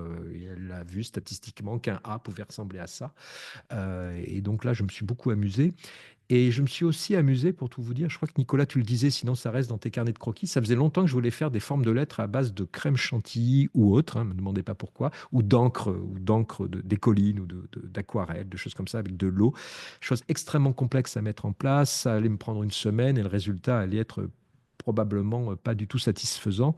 Et en fait, là, avec les IA, j'ai pu le simuler, voilà, très très rapidement, des idées que j'avais en tête, et j'ai pu le simuler. Et ce qui m'intéresse, c'est que j'ai pu me tromper, entre guillemets, rapidement, ou au contraire, hein, là, ce que je vous montre, ça me plaît bien, surtout celle de gauche, pour tout vous dire, j'aime bien cette forme, mais ça me permet d'ouvrir des portes auxquelles je n'avais pas accès avant, ou alors en tout cas qui allaient me demander beaucoup trop de temps. Et en fait, bah, souvent, vous n'avez pas le temps, vous n'avez pas le temps de le faire, mais là, ça me permet d'aller dans ces directions, et c'est surtout ça, la manière dont je travaille actuellement, c'est que ça m'ouvre énormément de possibilités, me dire, tiens, si je le faisais au crayon à papier, si je le faisais avec de la chantilly, si je le faisais avec de l'eau, si je le faisais avec des bulles, si je le faisais au contraire d'une manière très minimaliste ou au contraire totalement baroque. En fait, ça permet de le faire très facilement. Voilà. Par contre, ça pousse vraiment au baroque. Enfin, au baroque, je veux dire des choses extrêmement complexes, car très facilement, d'abord, il y a un côté fascinant et ludique dans ce genre d'image, mais ça pousse dans cette direction. D'ailleurs, je pense qu'on va revenir un peu. Alors moi, avec à grand plaisir, hein, pour tout vous dire, j'adore partir dans ce genre de choses, mais après, il faut vraiment recontrôler ça et vraiment repartir sur des basses scènes. Mais il y a un côté très ouais, enivrant dans ce genre de choses ouais, en tout cas, qui procure beaucoup de plaisir et qui permet de générer des images, des choses comme ça. Là, par exemple, c'est un petit quiproquo. J'avais dit, je voulais des formes de lettres couleur corail, et vous voyez, il a mélangé avec les coraux. Voilà. Donc ça, c'est toujours, c'était une bonne surprise. Et pour tout vous dire, je crois que tu l'avais dit tout à l'heure, moi j'ai travaillé pendant longtemps avec, j'ai eu la grande chance avec le couturier Issey Miyake et surtout Naiki Takizawa, qui était le directeur artistique de l'époque, et j'ai remis des noms de tissus, enfin, ou Plits Please, ou des gens comme ça, ou les plissés, de Issey Miyake. Donc c'était un mélange d'Issey Miyake couleur corail, et ça commençait à faire ce genre de choses qui m'intéressaient. Voilà, ce genre de choses, voilà, des trucs comme ça totalement improbables, qui sont plutôt des sortes de lettrines un peu folles, qui pour l'instant, honnêtement, je me suis amusé avec, et puis c'est tout, hein. C'est juste, ça, au lieu que ça reste dans un carnet de croquis ou dans ma tête, ça me permet de le générer et de m'amuser avec. Ça, c'est ce que je suis en train de faire. Alors, actuellement, en tout cas, il y a 3 4 mois, là, je commençais à m'amuser avec des animations, à essayer de générer des animations, justement, de lettres. Là c'est un A, pour tout vous dire, qui était impossible à faire, en tout cas pour moi, en tout cas techniquement, à faire autrement en 3D ou en 2D. Voilà, je ne savais pas du tout comment faire ce genre de choses. Et là, c'est vraiment des choses expérimentales. Bon, rendez-vous dans quelques mois, hein, quand j'aurai un peu plus de temps d'approfondir tout ça, mais c'est des choses qui m'intéressent, où là, je me laisse plutôt aller, hein. C'est plutôt, je suis presque guidé par l'IA, et je lui dis, voilà, je voudrais faire ça, des choses comme ça. Alors, des projets plus, on va dire, classiques, entre guillemets, même si c'est des spectacles. Là, c'est un spectacle immersif immense qui a été fait comment dire, la mairie d'Orange, donc le théâtre antique de Orange, dans le sud de la France. C'est un spectacle immersif. Donc là, c'est une vraie commande avec des contraintes, hein. Là, avant, c'était vraiment des projets expérimentaux. Je me suis beaucoup amusé. Et là, je vous montre les images. Alors, c'est toujours très compliqué de filmer un spectacle immersif, mais le cahier des charges, à la base, était donc cahier des charges un peu curieux, mais il voulait absolument que les images et les vidéos soient générées par IA. Et c'était sur la genèse, la création du monde vue par les Romains, oui les Romains, mais pas les Grecs. Les Romains, donc on devait représenter les dieux grecs, les déesses, les muses, voilà, les entités primordiales. Voilà, il y avait tout un travail assez gigantesque et monumental. Là, vous voyez le labyrinthe du Minotaure. Là, je crois que c'est les muses. Voilà. Et on avait 12 tableaux totalement différents. Là, c'est moi, pour tout vous dire, un test expérimental. Il y a plus de 2 ans, hein, ça, c'est ma tête. Là, j'étais en train de me filmer, en train de faire Zeus pour faire des tests techniques. Et donc, j'ai beaucoup utilisé les IA. Alors, à l'époque, on ne pouvait pas faire d'animation, ça, c'était pas possible. Donc, c'est beaucoup de post-production, du After Effects, des choses comme ça. Mais là où l'IA m'a beaucoup aidé, c'est qu'on avait un temps limité, moins de 3 mois, un budget bloqué. Et donc, en fait, générer 12 tableaux de ce genre-là, comme ça, graphiques, avec des esthétiques totalement différentes. C'est-à-dire qu'on passait volontairement, ouais, on a 12 ou 13 tableaux, je ne me rappelle plus, où on devait passer dans des univers totalement différents, parce qu'au niveau du design sonore et de la musique, c'était aussi aussi extrêmement différent. Puis ça dure 45 minutes, hein, c'est assez long, hein, tenir en haleine sur du motion vidéo, en gros. Donc c'était assez complexe, mais on s'est bien amusé. J'ai pas beaucoup dormi, pour tout vous dire. Et d'ailleurs, j'ai jamais autant travaillé de ma vie. Vous voyez, c'est genre jour et nuit, week-end compris, avec les machines dans mon salon pour voir si ça plantait ou pas. Voilà, donc ce genre de choses. Et là, je vais vous montrer rapidement. Bon, ça, c'était test technique. Voilà, les gens avaient l'air de s'amuser. Donc là, il y a 400 personnes qui peuvent rentrer là dans ce spectacle et ils ont tous un casque qui est géolocalisé au centimètre près, hein, avec tout un système extrêmement complexe. Et suivant l'endroit où sont les gens, ben, ils n'entendent pas les mêmes sons. On a du son, comme on a du son géolocalisé, tout d'un coup, vous pouvez avoir la sensation qu'un cheval ou un oiseau passe à côté de vous. Vous vous retournez, voilà. Et c'est bien sûr graphiquement symbolisé au sol, les choses comme ça. Voilà, donc là, j'accélère un petit peu. Voilà. Hop, c'était l'Odyssée, qui tourne toujours, hein. Ça a eu un petit peu, pas mal de succès en fait. Puis on a eu plein de prix, pour tout vous dire. Alors, ça fait toujours bien, toujours, je ne sais pas si ça sert quelque chose, mais ça fait toujours plaisir.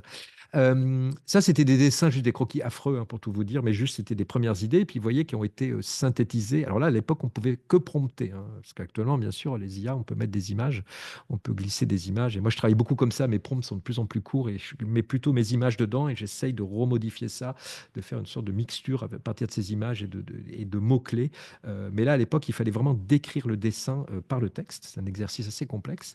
Et là, petit à petit, vous voyez, c'était mon casting. Je crois que j'avais 250 dieux ou déesses à générer, hein. J'étais parti des textes.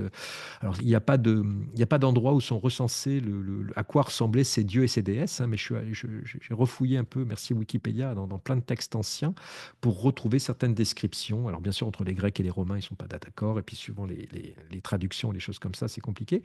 Mais petit à petit, par exemple, ça, c'est la scène numéro 2, je suis arrivé à une esthétique qui me convenait, en tout cas qui marchait bien par rapport aux vidéoprojections que l'on avait, surtout celle du milieu en haut, et qu'on pouvait commencer à animer. Mais bien sûr, c'est pas en 3D. Voilà. Et ça, par exemple, je ne suis pas capable, moi, techniquement, de faire ça en 3D ou même en 2D, pour tout vous dire, et en plus de l'animer, dans les délais qui étaient impartis. Et donc, en fait, l'IA a permis de démocratiser un peu cette technique et de me permettre d'aller dans cette direction.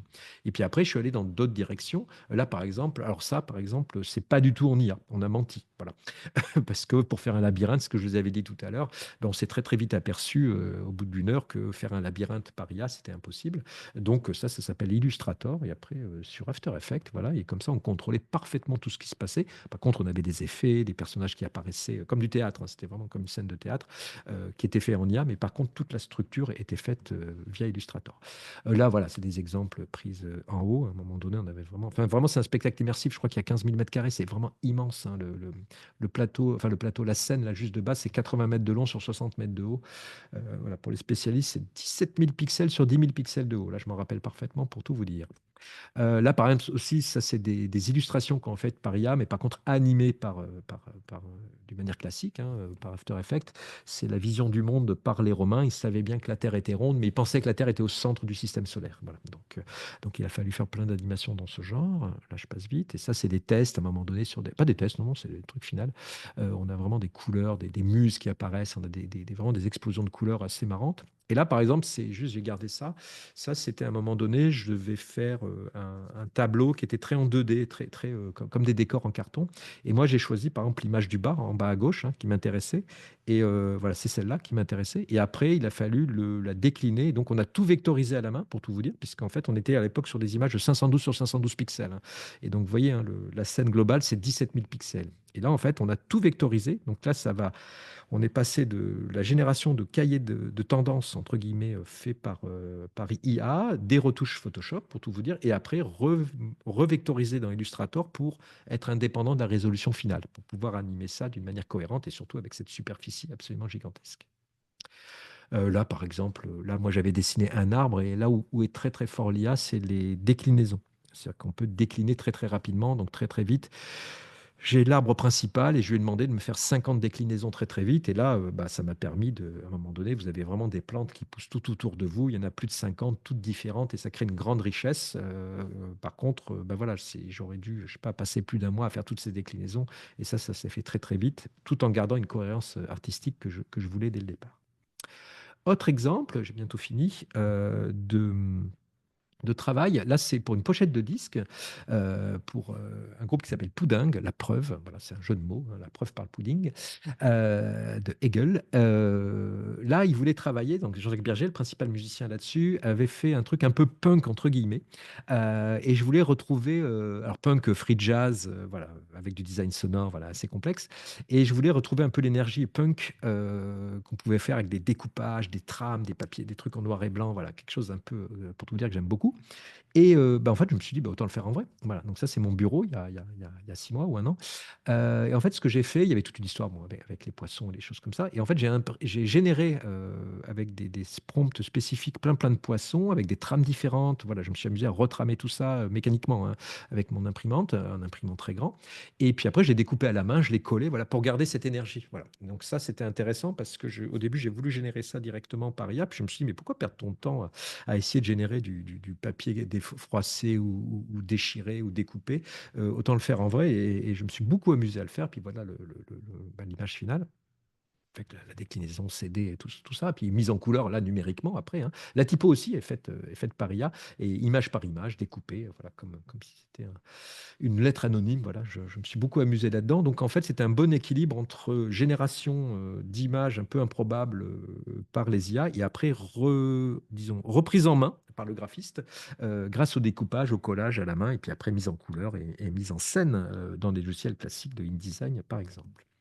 Autre exemple, avant-dernier projet, c'est au Lido. Là, j'ai eu la chance de travailler sur un spectacle immersif, un peu comme, donc un an plus tard, après le spectacle de Orange, où là, pareil, 25 vidéoprojecteurs. Donc, je suis abonné aux 25 vidéoprojecteurs, visiblement, avec des contraintes assez précises, hein, grand public, voilà, il y avait des choses assez précises. Et on a revisité les 4 saisons de Vivaldi par le réchauffement climatique et le musicien Spinozzi, qui avait retravaillé entièrement ça avec de la musique électronique, voilà, revisité entièrement ce morceau qui doit avoir 300 ans pile, hein, si je me rappelle bien.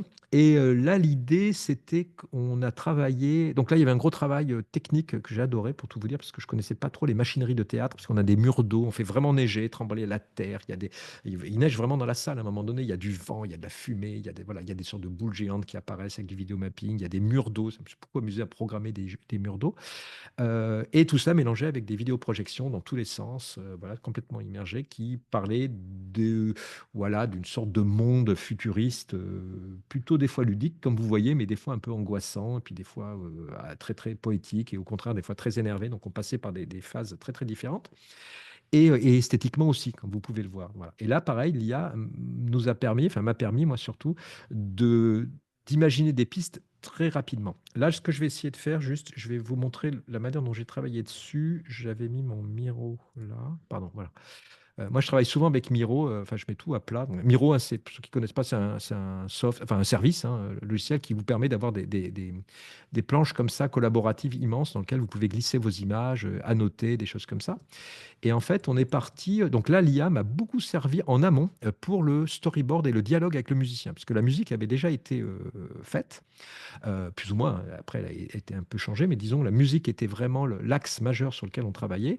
Là, vous voyez rapidement, ça, c'est juste les parties techniques. C'est la manière dont le Lido, les vidéoprojecteurs pouvaient marcher. Voilà. Donc, en gros, les techniciens nous mettaient les éléments. Et après, moi, c'est la discussion justement avec l'équipe créative et le musicien qui me permettait rapidement, via les IA, de synthétiser les images qu'on pouvait avoir, hein. Pas encore trop esthétique, mais au début, comme vous voyez, on part sur une échelle microscopique, on est sous l'eau. Voilà, donc ça permet de faire ça. Il y a un time code précis. Alors, des fois, vous voyez, hein, c'est plus rapide de dessiner un écureuil à l'aquarelle ou au dessin, hein, parce que c'est pas bloqué sur les IA, hein. Vous voyez, on a vraiment tout ça. Et ça, c'est vraiment le résumé de notre discussion de ce qu'on pouvait faire, des idées. Voilà. Donc on est allé assez vite sur cette partie. Je vais assez vite hein, là-dessus, hein. Voilà, à un moment donné, on est dans le désert. Voilà, ce qu'il y a l'Arc de Triomphe dans le désert. Comment on représente ça? On a des très beaux plans comme ça. Et puis des fois, juste des aquarelles pour expliquer. Voilà. Des fois, ça va beaucoup plus vite de le faire comme ça. Je ne sais plus, à la fin, bah, on a mes amis animaux en plastique que vous avez dû voir. Là, c'était une grande discussion. Alors ça, c'était intéressant.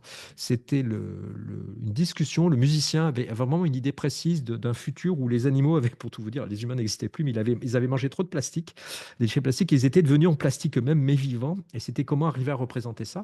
Bah, en fait, on a passé je sais pas, quelques heures ensemble où il m'expliquait sa vision, moi je lui expliquais la manière dont je le voyais aussi. Et en fait, on a commencé à tous les deux, alors moi en premier, mais à prompter, à travailler avec Midjourney en temps réel. À vraiment voir, tiens, on pourrait aller là, on pourrait faire ça. Et en fait, il y avait un côté très, bah, je crois que j'ai repris cette analogie comme un musicien. Mais justement, lui, les musiciens, je suis toujours jaloux, les musiciens, vous savez, ils prennent une guitare ou un piano, puis très rapidement, ils vont vous jouer une mélodie ou quelques notes pour dire, eh, est-ce que ça pourrait être quelque chose de ce genre, même si après, c'est pas juste un piano et c'est un orchestre symphonique ou de musique électronique. Et en fait, là, Midjourney m'aide beaucoup là-dessus à dialoguer avec des client entre guillemets, hein, c'était pas mon client, le musicien, mais c'était une autre partie de l'équipe créative et qui permettait disons, ouais, de fixer certaines tendances, certaines idées esthétiques ou pas. Pour tout vous dire, on était parti sur des ballons gonflables qu'on n'a pas gardés. Voilà. Il y a toute une série de poissons, de choses comme ça, voilà, des trucs plus ou moins très très kitsch, hein, volontairement, pour tout vous dire, des fois. Et puis, pareil, à quoi pourrait ressembler Paris, voilà, dans Paris à -30. Voilà, on a développé toute une aussi, ça c'est l'IA, il permet de le faire très rapidement, toute une série de plantes, d'herbes, vraiment tout un univers très rapide qui est une sorte de Lego et qui après vont nous servir dans nos animations. Excusez-moi. Et donc, hop, je quitte ça et je reviens là. Hop, pardon. Hop, hop, hop.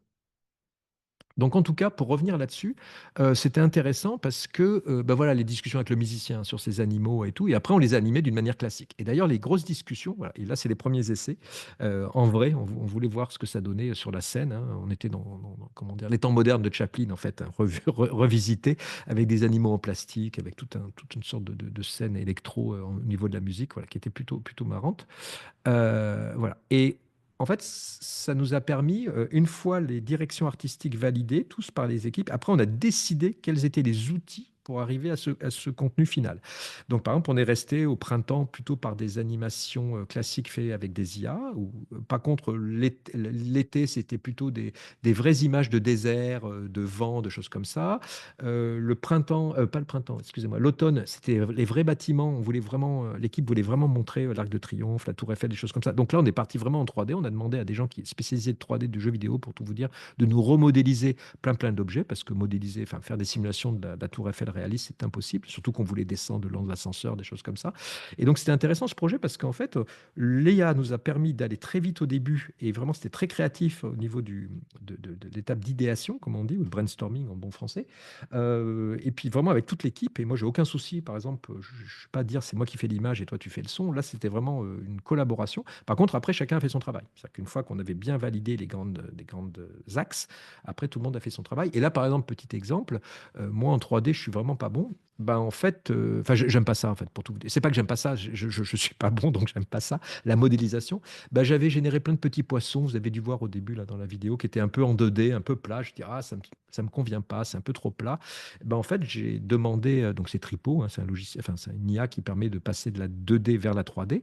Ben, j'ai modélisé ce qu'on appelle le mesh, la forme, et puis après, je l'ai mis dans un logiciel que moi je connais bien, ça s'appelle Cinema 4D, et je l'ai animé assez facilement en mettant des courbes d'animation là-dessus, et j'ai pu rapidement faire une cinquantaine, une centaine même de petits poissons, tous différents et qui se promenaient comme ça, et qui me satisfaisaient beaucoup plus au niveau artistique, sachant que si je n'avais pas eu ça, ben, je l'aurais pas fait en fait. Voilà, c'est tout, hein. Je l'aurais pas fait et j'aurais fait autrement.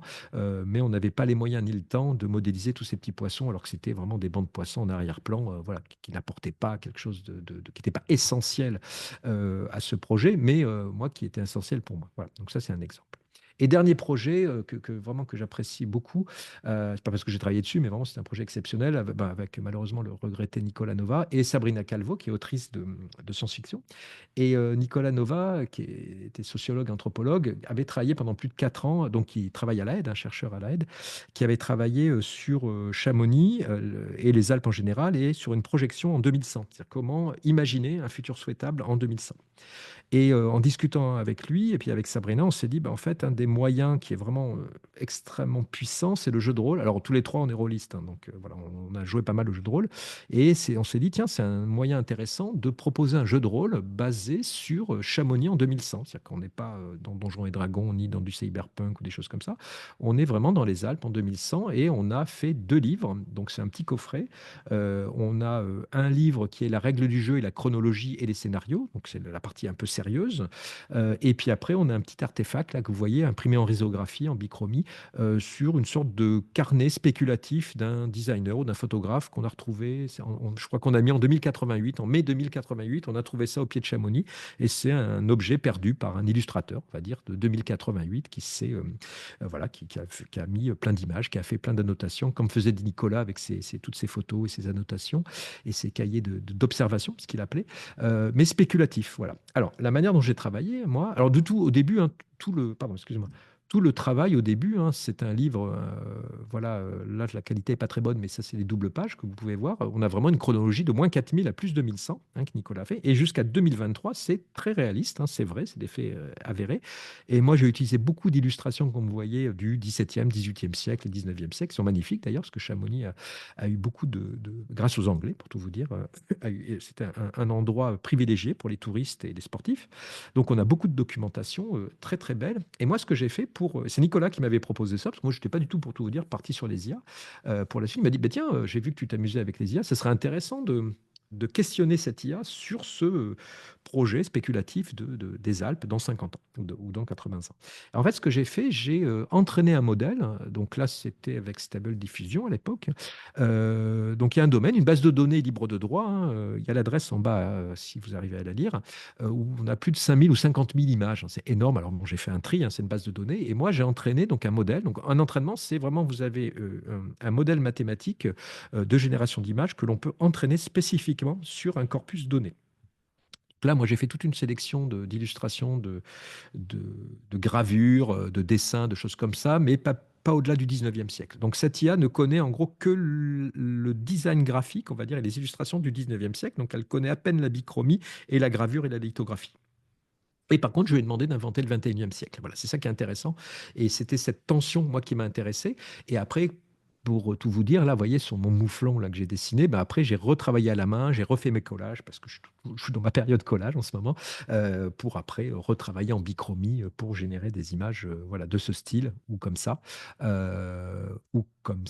voilà, je passe assez vite, ou comme ça, voilà, par exemple, ça s'est remis en couleur, c'est pas de la bichromie, mais c'est des images générées à partir des vrais contes et des légendes que l'on a données à l'IA, qu'il a commencé à me restituer. Moi, j'ai fait la mise en couleur à la main et il y a du collage à la main derrière. C'était des choses collées à la main, mais en tout cas, cette sorte de corbeau ou d'aigle et cette femme sont générés par l'IA. Et ça, c'est par exemple un conte. C'est une sorte de loup-garou femme. C'est une femme qui se transforme en oiseau la nuit. Et voilà, une des propositions de l'IA entraînée uniquement à partir d'images du 19e siècle. Voilà. Et on lui proposait dans le futur. Là, par exemple, c'est à quoi pourrait ressembler la céramique ou les assiettes en 2100 à Chamonix, inspirées par des motifs. Par des motifs liés. Là, c'est beaucoup des motifs, pour tout vous dire, de boules de neige, enfin de neige, par exemple, des cristaux comme ça. Par contre, les couleurs sont imposées par rapport aux euh, algues qui sont en train d'apparaître dans les lacs autour de Chamonix, puisqu'il y a une augmentation de plus de 2 ou 4%, je ne sais plus, mais c'est énorme. Et donc la faune et la flore commencent à changer. Et surtout la flore, et tout d'un coup, on a certaines algues qui me permettent de faire ce genre de couleur. Voilà. Donc l'idée, c'était de travailler avec des ressources locales. Voilà, on s'était dit, on n'est pas dans un futur post-apocalyptique, on est dans un futur beaucoup plus frugal. La vie va continuer, on va avoir besoin d'énergie, il va y avoir beaucoup moins de neige, mais plus d'eau, plus de barrages. Voilà, Nicolas avait travaillé là-dessus. Sabrina aussi avait rajouté tout le côté, on va dire, game design un peu avec moi, puis tout le côté fantastique, enfin, pas fantastique, poétique, on va dire. C'est pas trop de la fantaisie, plutôt poétique. Mais on est à la fois des zadistes, on est à la fois, on peut se transformer, pour tout vous dire, en caillou ou en nuage pendant 5 minutes pour revenir après en tant qu'humain. Voilà, on est à plein. Pour vous dire, il y a un des scénarios qui est assez drôle. Il faut monter une expo d'art contemporain en 2090 à Chamonix. Voilà, donc on n'est pas là, on est très très loin du jeu de rôle traditionnel et c'est enfin, en tout cas, moi, je me suis beaucoup amusé à le faire et aussi à y jouer parce que Nicolas faisait jouer beaucoup de gens, participer ça et c'était une sorte de très bel objet de discussion, un protocole de discussion qui permet de faire émerger des idées pour créer un futur souhaitable. Voilà, c'est très ambitieux. On peut appeler ça du hop punk hein, ou du solar punk, voilà, mais c'était un jeu de rôle et c'est toujours d'ailleurs un jeu de rôle dans ce domaine. Voilà, je crois que j'étais un peu trop long, j'ai pas trop regardé l'heure, donc je vous laisse me poser des questions si vous voulez et je vais mettre à disposition cette présentation ici, là, dans etienne.design/archive/AI. Je vais faire un fichier PDF voilà, sur ce sujet. Comme ça, tous les liens que je vous ai donnés, je peux voilà, je vous les fournis sans problème. Voilà, voilà. Donc, je vais peut-être arrêter mon partage d'écran si tu veux. Hop, voilà. Oui, merci Étienne. Donc, c'était la dernière présentation de ce soir. Donc, n'hésitez pas à poser des questions à Étienne et évidemment à tous nos autres invités. Il y avait une question en avance d'Anthony. Hmm. Quelle serait ta wishlist d'interface ou de service d'IA? Ah, alors ça, c'est un gros problème actuellement, puisque quand vous regardez, bah, j'en discutais pour tout vous dire ce matin, avec des gens qui sont vraiment dans les IA, et quand je dis techniquement, hein, et en fait, par exemple, ChatGPT, ils étaient même pas au courant enfin, je sais pas si vous l'êtes, hein, mais des outils comme les GPTs, les Canva, enfin, par exemple, il y a des outils extrêmement puissants dans ChatGPT actuellement qu'on ne voit pas. C'est vraiment un problème d'interface qui est mal fait, qui est mal foutu. Midjourney aussi, c'est une catastrophe, c'est-à-dire que moi, j'ai l'habitude, mais vraiment, ça part dans tous les sens. Et il manque actuellement, ces ingénieurs et ces mathématiciens manquent de personnes qui commencent. Alors, ils en ont conscience, hein, ça c'est un souci, mais enfin, c'est pas un souci, mais ils ont du mal à passer à l'étape d'un produit, j'aime pas ce mot, mais en tout cas d'un outil qui soit utilisable et qui devienne créatif. Vous voyez, quelqu'un, je sais plus qui a parlé de Flash, là, il y a pas longtemps. Alors, moi, je suis un vieux, mais Flash, pour tout vous dire, on s'est beaucoup moqué et tout. C'était une révolution parce que l'interface, tout d'un coup, extrêmement intuitive, extrêmement logique, qui était plutôt fait pour les animateurs et après on a pu faire de la programmation par-dessus, a permis de générer toute une génération de nouvelles interfaces, d'idées, même de jeux vidéo, hein. Dans le jeu vidéo, c'est extrêmement important, ce qu'on appelait les jeux flash, qui ont été une explosion d'idées, car l'outil, tout d'un coup, l'interface était est parfaitement adapté. En tout cas pour moi. Et puis j'ai vu, je n'étais pas le seul. Et ben actuellement dans les IA, moi je trouve que c'est un gros frein là sur les interfaces, parce on a des moteurs, disons qu'on a le moteur, mais on n'a pas inventé le volant. Vous voyez, on est, pour une analogie un peu bébête, mais c'est un peu ça. C'est-à-dire que tout d'un coup, on a vraiment des potentiels absolument gigantesques, hein, créatifs, hein, vraiment créatifs dans le texte, dans le son, dans les images. Par exemple, je ne sais pas si vous utilisez Suno, c'est pour le son, mais c'est extrêmement rébarbatif, hein. Vraiment, c'est assez extraordinaire ce qu'on peut faire au niveau du son. Mais par contre, c'est vraiment que du bidouillage. Ah oui, il faut faire ça, tac, tac. On est encore dans la préhistoire. Alors, en même temps, hein, c'est des outils qui ont à peine 2 ans, donc on peut les excuser. Mais c'est vrai que là, cette année, moi, je pense que c'est vraiment des outils. Créa, par exemple, commence à être pas mal. Ou Viscom, hein. Viscom, je suis un grand fan. C'est avec un V, hein, V-I-Z-C-O-M. Alors, je ne suis pas du tout payé par ces gens-là, hein, mais et d'ailleurs, c'est fait par un designer industriel, hein, le chef, enfin le patron de cette boîte, c'est un designer dans le domaine de l'automobile et on voit qu'il pousse vers un domaine, il fait son outil parfait, entre guillemets. Donc lui, il est vraiment intéressant. Là, je vous conseille d'utiliser Biscom. C'est plutôt pour le design industriel, hein, mais il a une approche extrêmement intéressante et les outils voilà, sont plutôt bien. Voilà. Donc la wishlist, voilà, ça serait, elle serait immense, mais voilà, c'est d'adapter ça. Et je pense qu'Adobe, je me suis beaucoup moqué, mais je pense qu'ils sont plutôt bien parce qu'ils vont garder leurs outils. On a nos petites habitudes. On a, voilà, ça fait moi 30 ans que je travaille avec Photoshop, hein, c'est malheureux, mais c'est comme ça. Et ben, on a ces petites habitudes et tout d'un coup, eux, ils sont sur une approche, on va mettre les IA doucement, qui vont s'immiscer là-dedans doucement et en gardant nos outils. D'ailleurs, je pense que le futur, ça va être l'hybridation, hein. Il commence à y avoir des logiciels 3D comme ça où on peut prompter et en même temps, on peut utiliser des outils 3D classiques avec les outils avec la souris et le clavier. Donc, je pense qu'on va arriver à des outils qui vont comment dire, s'hybrider. Par contre, ce n'est pas du tout la même culture et même les informaticiens et les ingénieurs qui travaillent dessus ne sont pas du tout de la même culture, hein, puisqu'on est vraiment les IA et par exemple tout ce qui est procédural, c'est vraiment très très différent, hein.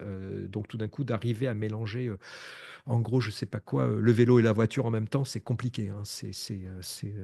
Donc il y a à la fois l'aspect technique et aussi l'aspect ergonomique. Mais je pense que voilà, j'espère. Mais sinon il faut le faire, hein, voilà.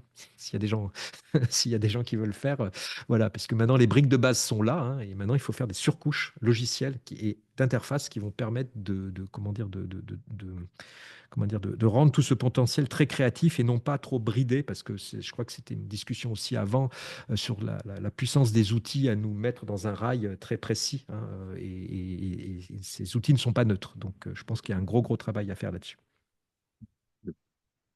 Alors justement, j'avais une petite question par rapport à ça qui fait plutôt écho au début de la présentation, mais il y a ce côté ludique un peu dans l'IA où on met les Mm. éléments. Mais est-ce que justement cette idée de gamification entre guillemets de l'IA, ça risque pas d'être un problème justement pour que les gens ils utilisent l'outil en ayant une réelle réflexion sur ce que ça implique?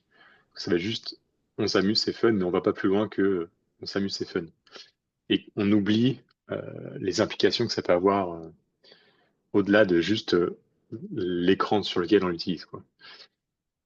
Ouais, tout à fait. L'écran, c'est un paravent. En fait, on ne voit pas ce qu'il y a derrière. Donc, par exemple, je ne sais plus comment il s'appelle, mais j'avais vu un professeur, là, c'était à la Cambre, et c'était intéressant. Il forçait les étudiants à travailler sur un LLM, donc un outil textuel, sur un vieux PC, enfin un vieux PC, un PC normal.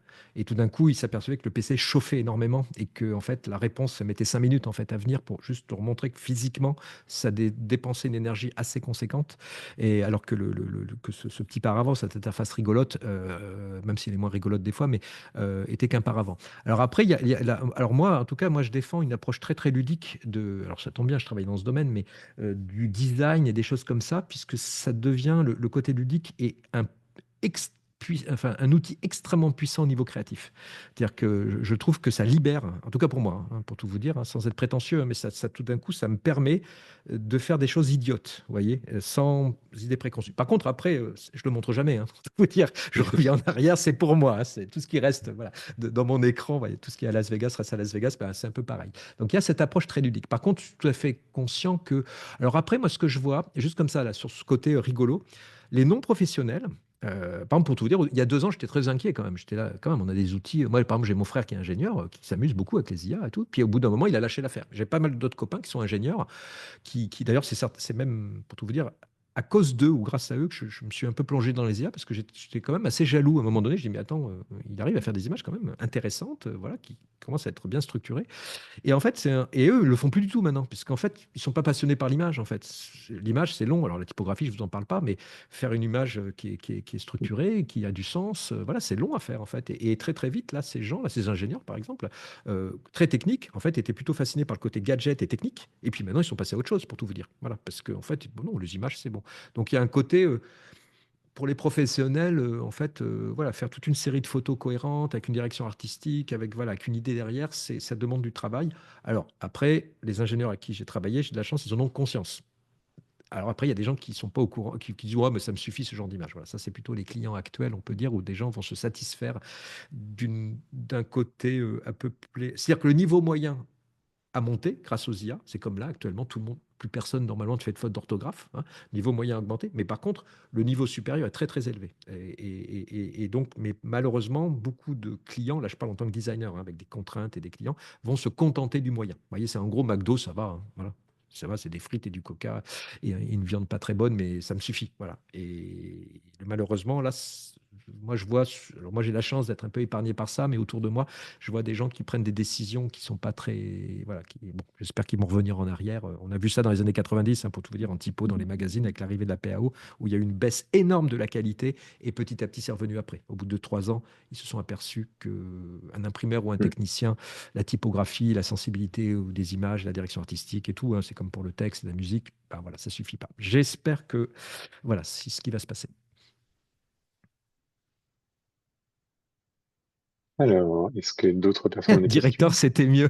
Ouais, j'ai fait du directeur. Je vois qu'il y a des gens très très âgés dans dans ce forum.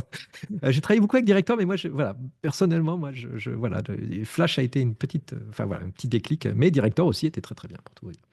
Donc pour les ancêtres, hein, c'était Macromine, avant Macromedia, voilà, les premiers outils, on va dire, disponibles pour des non-développeurs pour faire des applications interactives.